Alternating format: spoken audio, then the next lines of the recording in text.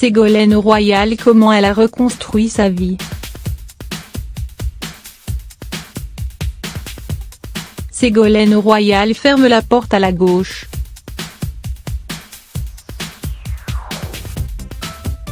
Pour les prochaines élections européennes au printemps prochain, elle hésitait encore à se présenter. Aider le Parti socialiste à sortir de la crise, soutenir les écologistes dans leurs idéaux, Ségolène Royal voulait rassembler la gauche pour peser à cette élection. Mais cela n'aura pas lieu.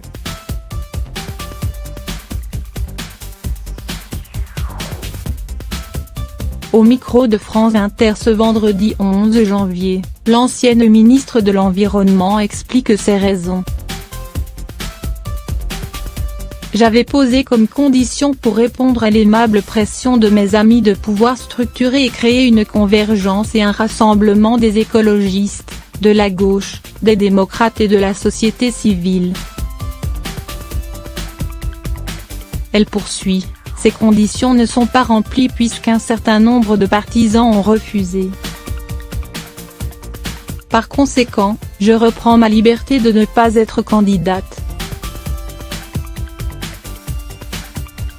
Mi-décembre, Ségolène avait fait cette proposition, prête à participer à une liste pour éviter la division des forces de gauche. Elle craignait au lendemain des élections avoir un chaos au niveau du Parlement européen, une forte montée en puissance des nationalistes. Toujours au micro de France Inter, elle pointe donc du doigt l'esprit d'appareil et les égos, tout en déclarant que ce choix politique est une faute grave.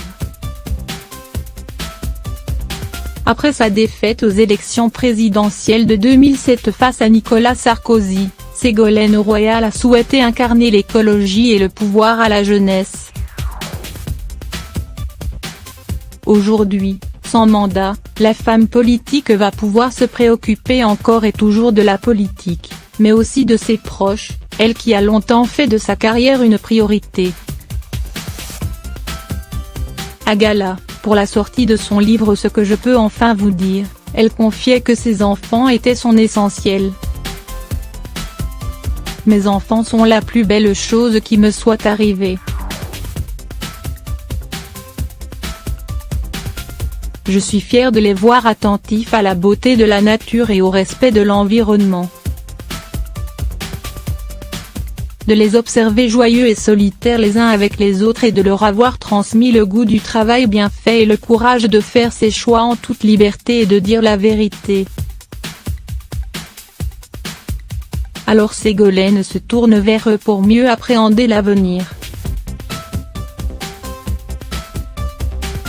C'était le cas samedi 8 décembre quand son fils Thomas Hollande a épousé Émilie Broussoulou, à Messac, un petit village de Corrèze. Là-bas, entourée de ses proches et de son ex-compagnon François Hollande, elle avait oublié un temps la politique et ses travers grâce au sourire radieux et heureux de son fils.